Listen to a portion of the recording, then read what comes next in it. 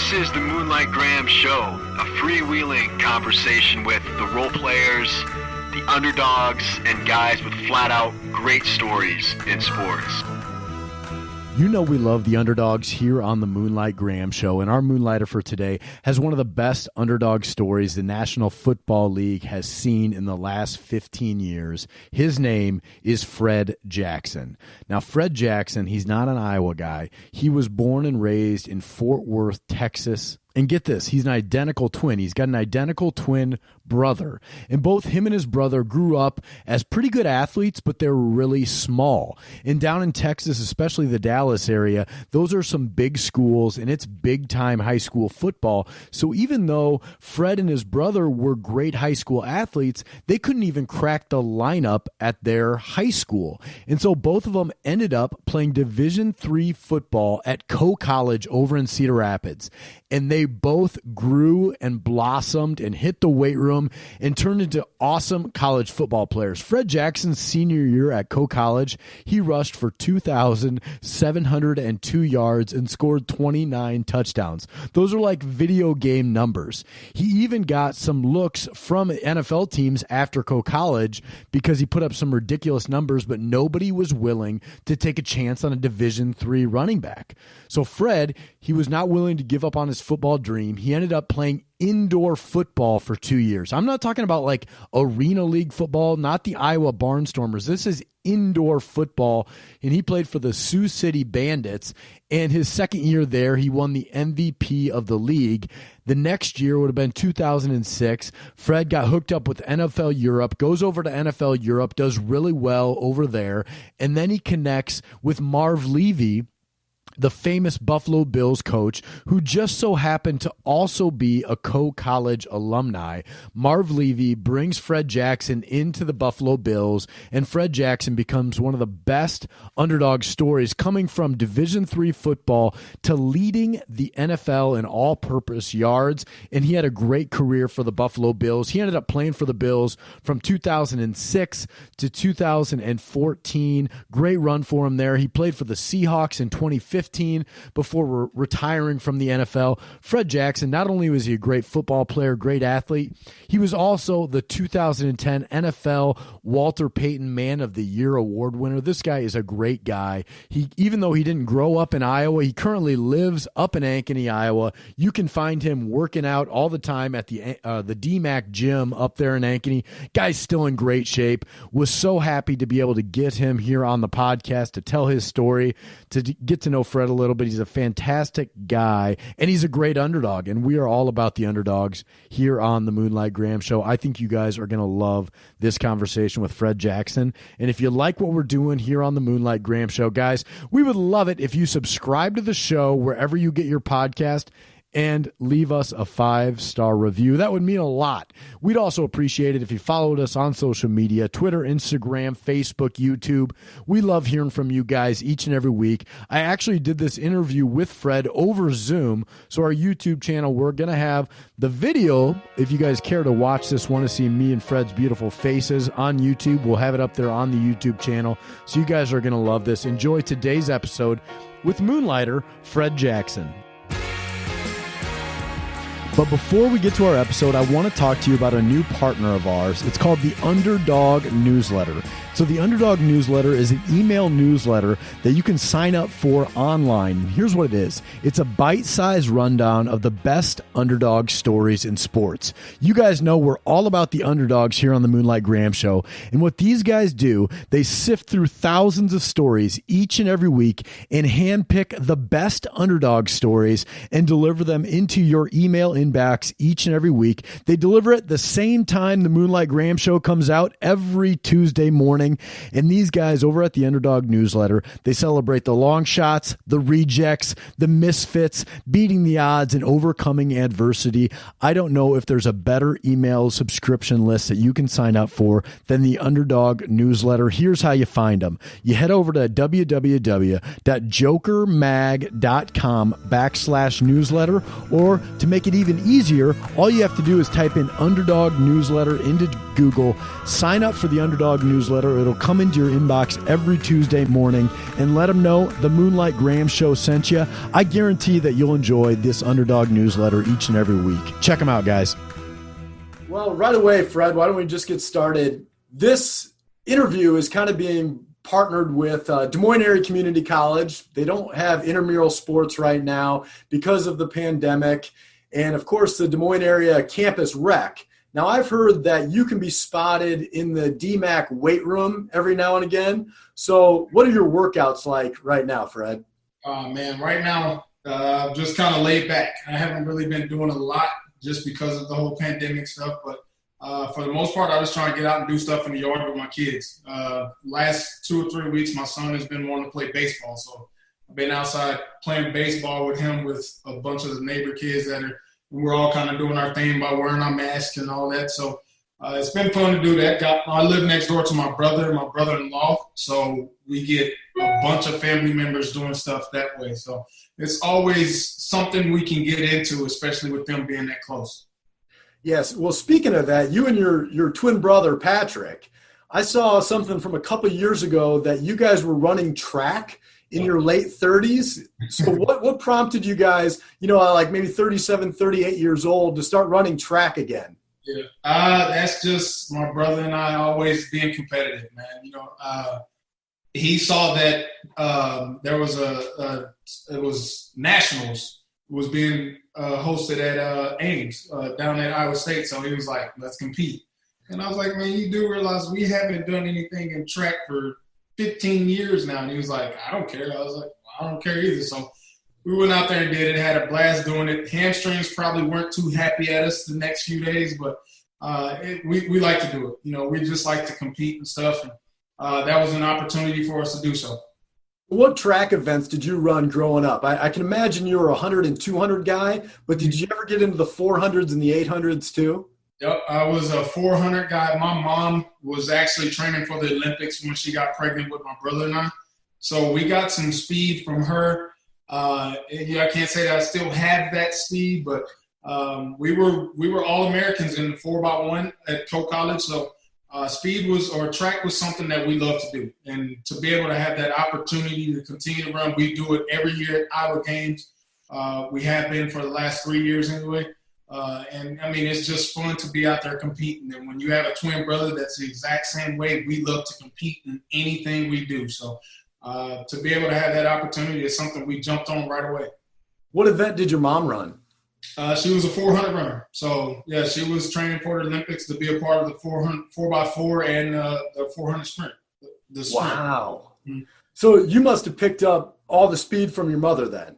That's what she tells us, and she says that to my dad, and he doesn't argue. So that's what I try and think anyway. She gave us the speed. I tell everybody that any speed that I had, I got it from my mom because I guess she used to be a burner when she was younger. So you mentioned Coe College earlier, Fred. Of course, Coe College is over in Cedar Rapids.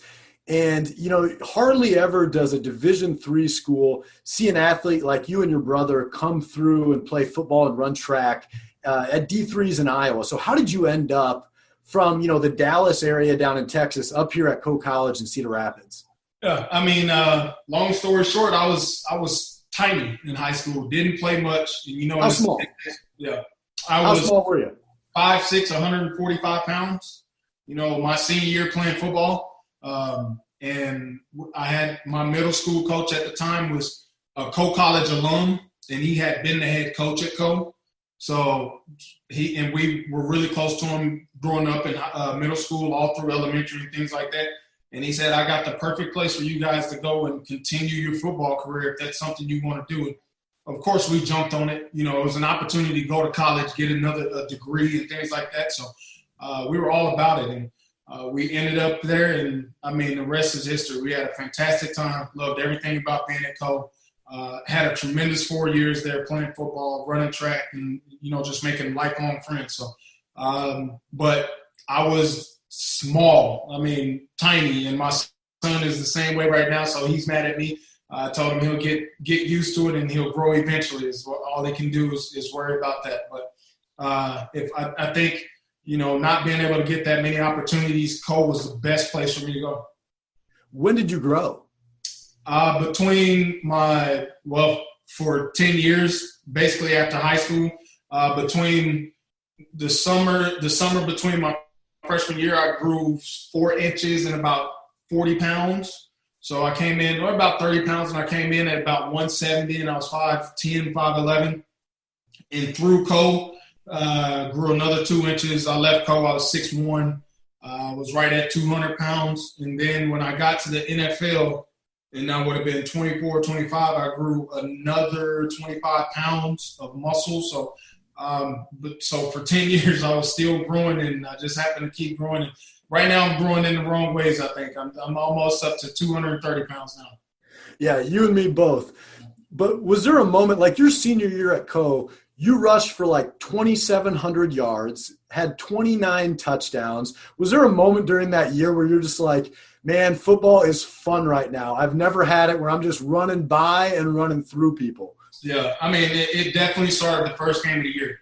First game of the year, we won 50-0, and it was 50-0 at halftime. And we called the Dogs off, and after that game, I was leading the nation in rushing, and I had a touchdown call back for 80 yards. And after that play, the coach pulled me, and I was just like, man, this year is going to be fun if we could play like this every game. So, and we did. We played as a team. We played really well. We made it to the playoffs. Won a game in the playoffs. And, it was a lot of fun. I think everybody on that team made plays that year. And then it was, again, me and my brother competing, trying to see who was going to be the best, Jackson on the team. And I think that's what made going to Co with my brother so fun, is we got to compete with each other and make each other better at the same time.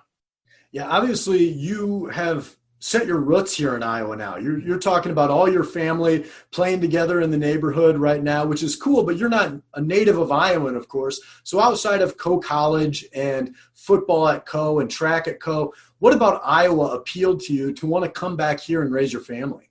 Man, it's slow motion, man. It's slowed down. Playing football for 10 years where I'm going all over the place and constantly doing stuff. And, especially my last year being in Seattle, it was too fast paced for me. I didn't really enjoy that. And when you have a family, you want to be somewhere where, not only are you surrounded by family, but your kids can go outside and you don't have to worry about them. They're surrounded by family, and they can get together and they can go play outside, and we can sit here and watch TV and not worry about where the kids are. You grow up in a big place like Dallas or living out in Seattle, that's not the case. And, it's, slow motion. Midwest people are some of the nicest people you can be around. And, when I was at Co, I fell in love with that. I fell in love with the fact that, people are for the most part nice and, will look out for you. And, coming back to Iowa, my neighbors now are people that, absolutely just love to death.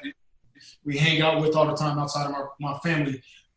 So, I mean, just things like that just appeal to me. My wife, originally, she's a military baby, but she grew up in Iowa, and it was something that she was all for too.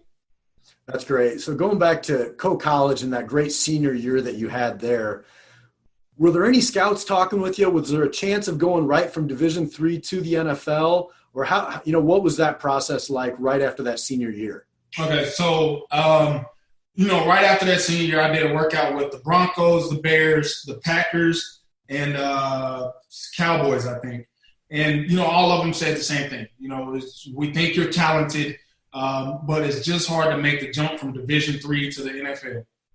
And they said, we would love it for you to just keep playing and get some more film of us seeing you playing. So that was the reasons I ended up in Sioux City with the Sioux City the Sioux City Bandits, so that, I could get some more film and keep that out there. The Packer scout, when he came out, he worked out me and my brother at the same time. And, I mean, he threw everything he could at us. And, we did well at it. He just said, it's just hard for me to stick my neck out on the line for a guy from Division III that all he did was play at Division III. So, and I respected that. I told him I'd get him some more film and I'll continue to do, whatever it was I needed to do. I was just motivated after hearing that, where he said, I think you can play at the next level. I just need more tape on you. I was motivated to do so. And, it was funny. After my second or third year in the league, he reached out to me on Twitter, and he was just like, man, I told you weren't good enough to play in the NFL, and now you're single-handedly carrying my fantasy team. So, yeah. So, I mean, it's great stories like that I've always, loved and been able to say, I told you so. I knew I had the ability to play. So, but, I mean, it was there. I had an agent. We thought some things might happen in the draft, in the later rounds, obviously. But it was, again, the same things that I heard guys thought that I might have the ability, but they just weren't ready to do it. And I ended up in Buffalo because of a well-known college alum himself and Marv Levy. I had a chance to meet him at homecoming, and he told me flat out he watched some film. My middle school coach down in Texas and Marv Levy are great friends. He played for Marv and he coached with Marv out at Cal.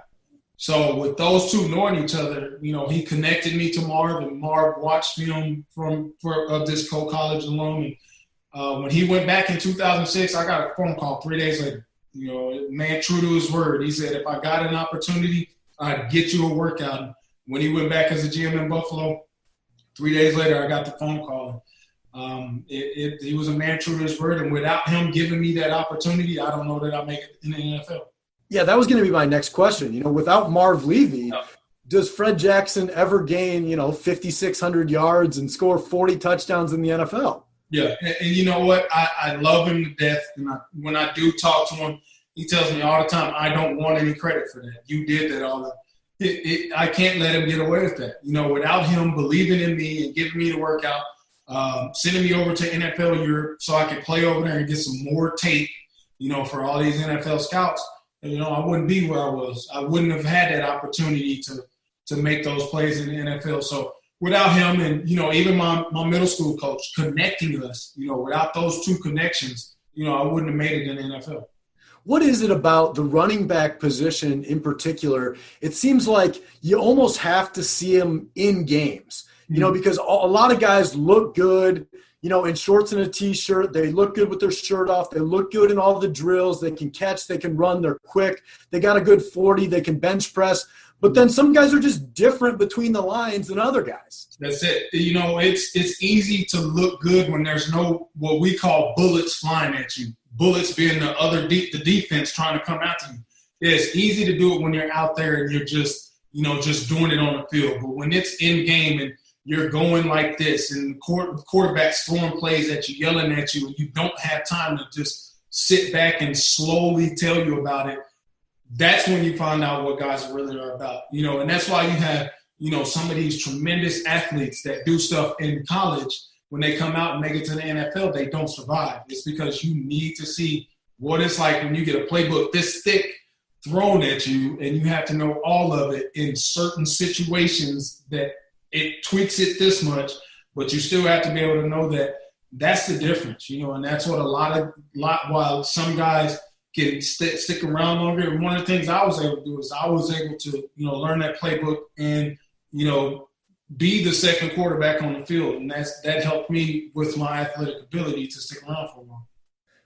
Did you have like a welcome to the NFL moment? All of a sudden, because you play indoor football, D3 football, NFL Europe. Now all of a sudden you're playing, in the same division as Tom Brady, and you're playing running back. I got to imagine there was a moment where like you got hit or the speed of the game that it told you this is a little different right now. You know what? And my welcome to the NFL moment is actually pretty funny because it's from another Division III guy in London Fletcher.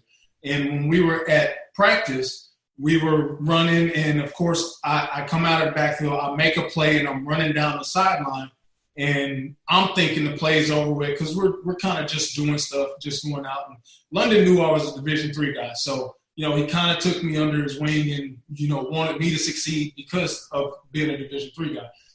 So I'm kind of trotting down the sideline, and all of a sudden he just comes through and he just cleans my clock. And I look up my feet and my legs, and I'm rolling. He comes over and he helps me up, and he says, anytime you're in between these lines, never relax.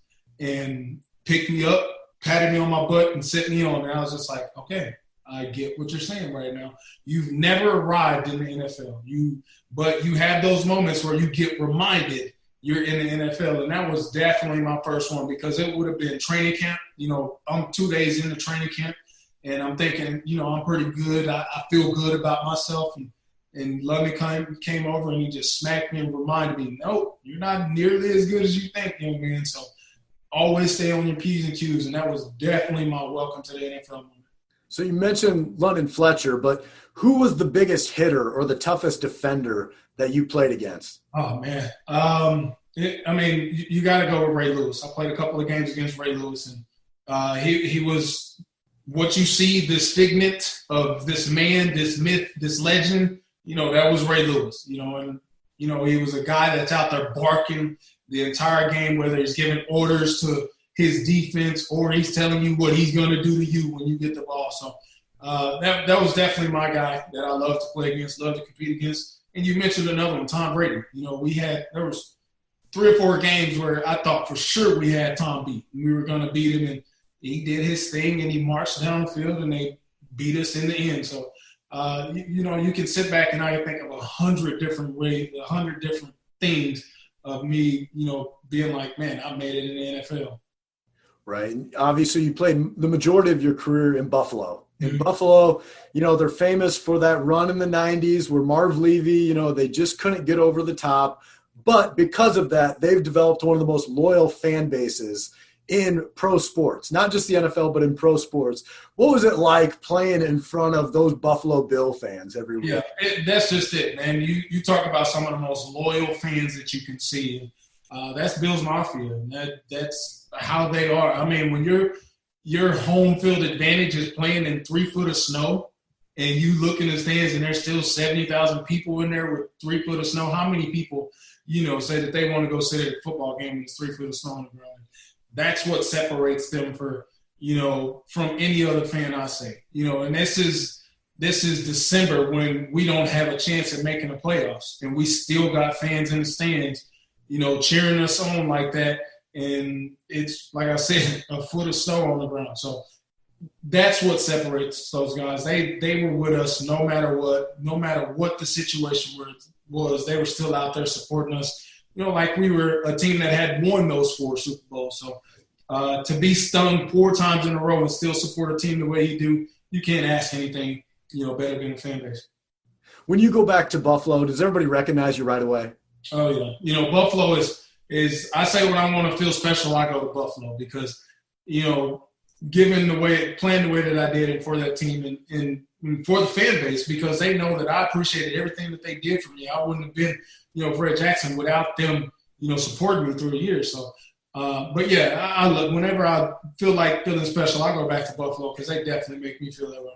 Yeah, you're probably recognized a whole heck of a lot more in Buffalo than you are here in Iowa. Oh, you didn't grow up here, so you probably can walk down the street here and people don't know you played 10 years in the NFL. No, the only people that know I played football are avid football fans. And, unfortunately, I got 2 neighbors. My one neighbor's a Patriots fan, so he knew me right away because, playing the Patriots all the time. And one of my other neighbor, Scott Litchfield, said he used to draft me in fantasy, so he knew me from that thing. So, but it's not nearly the same, I'll be out now and some kids will know me just from me being here for a little while. But in Buffalo, it's a completely different thing.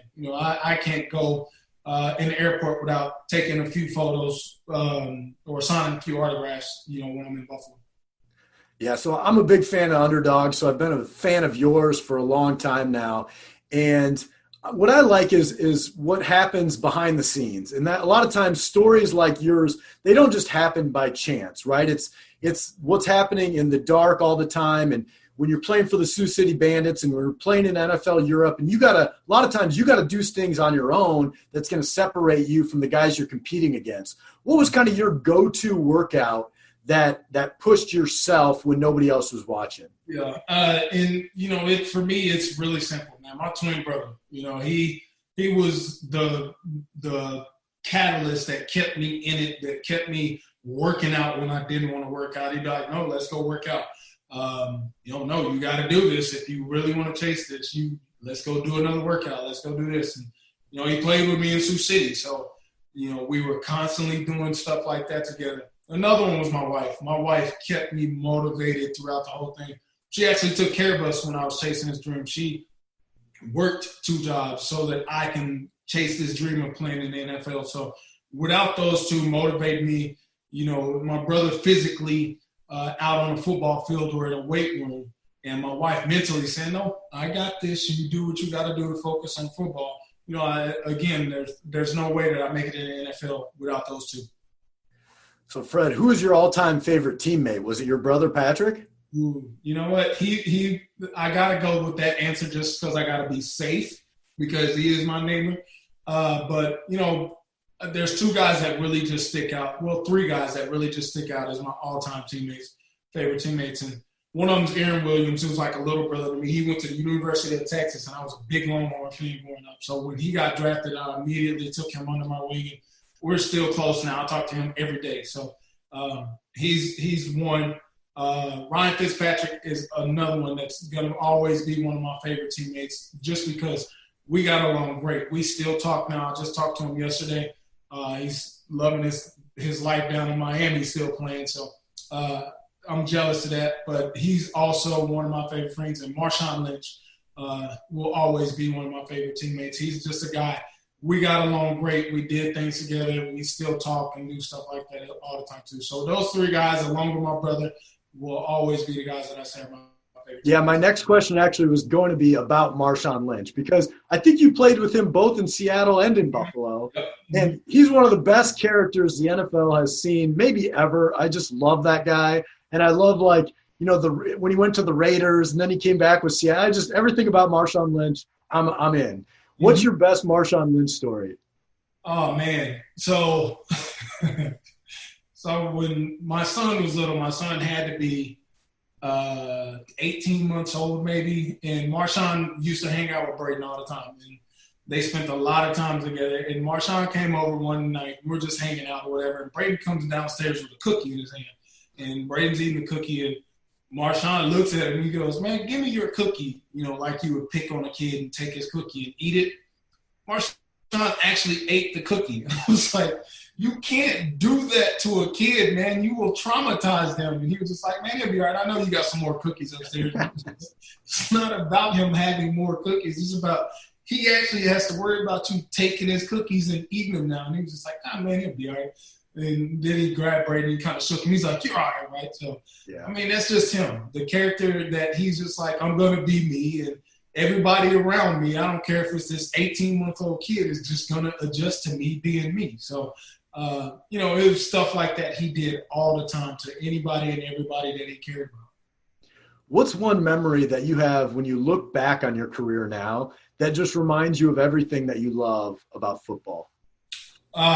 It would have been we were playing the Cleveland Browns, and it was a 4th and 1. We make it. The game is over with, and we get to just take a knee. And I just remember we called a timeout, and we're standing on the sideline talking or whatever. It's 4th and 1, and everybody, the entire stands, the whole stadium just starts chanting, Freddie, Freddie, like we know you're going to give it to him. So I'm thinking to myself, like, all right, yeah, this is pretty cool, man. We got 70,000 people chanting my name right now. I better make sure we get this play or we get this 1 yard so we can take a knee. And, I mean, that had to be year 4 or 5 of mine. And, man, we hiked the ball. We snapped the ball. I get the carry and we go, and I rush for 5 yards, and the game is over. And we had like 40 seconds left on the clock, and the fans just keep cheering for 40 seconds my name. That's what I think about when I play football. And that's why I love, Bills Mafia as much as I did, because without those guys, we don't make plays like that.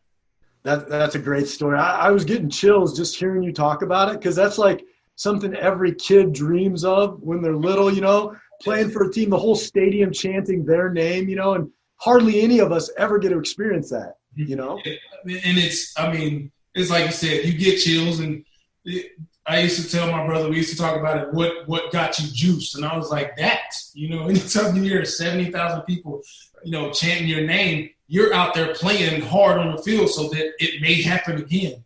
And, it was a really special moment. And, my son loved it. And I think he might have been 3 or 4 at the time. So on the flip side, is there one memory that you have that still nags at you, still keeps you up at night? So we're playing New England. It's the final game of the season. We don't have a chance to make it to the playoffs or anything, but we're just out there competing because it's football. We like to compete. We're playing against the New England Patriots. We want to beat them because they're in our division or whatever.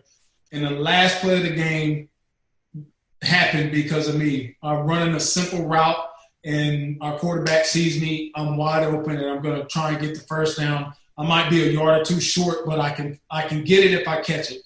So he throws the ball to me, and I don't look it all the way in. I start turning my head away to see where I'm going to go, and, of course, I drop it. And that was the last play of the season that season, and it haunted me through the rest of the offseason. I was like, I cannot wait to get on the football field because that's all I could think about now is me dropping a pass that ended our season because we didn't get back on the field as an offensive unit after that. Well, final question here, Fred. We mentioned DMAC earlier, and there's so many kids at DMAC and then also, across the country right now that maybe aren't able to go to campus or not able to get in the weight room. They're not able to go to class or whatever it is. What advice would you have for kids that still have goals out there, but the world's trying to get in their way from accomplishing their goals? Yeah, it's exactly what I told my son. My son isn't going to play football. This is the first year he won't play football just because of all the madness that's going on right now.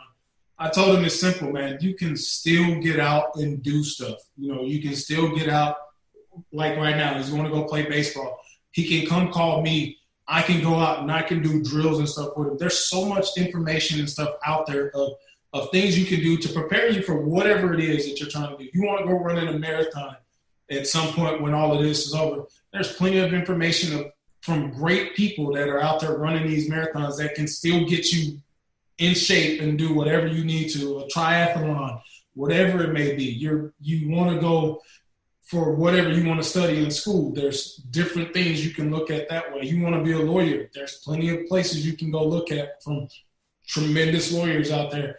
The information's out there. We're just not able to get it in the forms of getting it that we're used to. And there's alternative ways to get that information. You just got to be willing to put in the work to find them. And, hopefully we get through this soon. We don't know when we're going to get through it, but hopefully we do. And all we can do is try and prepare and do things that we can to make sure that we're ready once we are through it. Before we wrap up, I do got to ask about you as a baseball player because it sounds like your son likes playing baseball. So, were you any good? No.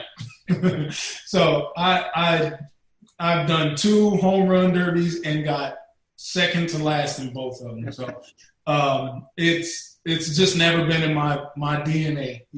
I can run some bases, There you go. and it's probably something I can get better at if I try, but I've never been a baseball player, and I'm mad at myself because those guys make a lot of money, and I could still be playing if I was any good. Yeah, they play for a long time. They do, and they don't take the beating that we do. They don't have to run into a 300-pound defensive lineman, 14 times a game. So that's why I'm on him. Like, no, man, if you want to play baseball, go play baseball. You might be able to do that down the road sometime. So it's I've never been good at it. I want to do slow pitch softball with some people, so I do need to get my skills up a little bit. Good. Well, Fred, thanks so much for taking the time to be with us today. We're partnering with Des Moines Area Community College while everybody's down right now and they're not able to do intramural sports and campus activities. So I really appreciate your time and sharing some of your story and wisdom with us today. No problem. I appreciate you guys having me. Hey guys, thanks once again to listening to today's episode of the Moonlight Graham Show. And even though I do most of the interviews here on the podcast, there is a ton of work that happens behind the scenes that you guys don't see that make each episode possible. So I got to give a shout out to the Moonlight Graham Show team. First of all, Brian Sandvig, our producer.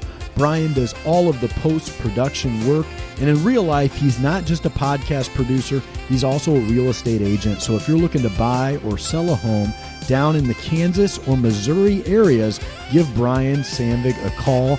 Next guy on that list is Brendan Gargano. Brendan does all of our design and artwork here on the podcast. He's one of the most talented artists I've ever met, and I love all of his work. If you need any help on the design side with logos or anything like that, give Brendan Gargano a call. The next guy on that list is Andy Flattery, my older brother. Andy, of course, has done some of the interviews here on the podcast. He also is a certified financial planner. He owns a business called Simple Wealth Planning. If you need any help in that area, check Andy Flattery out.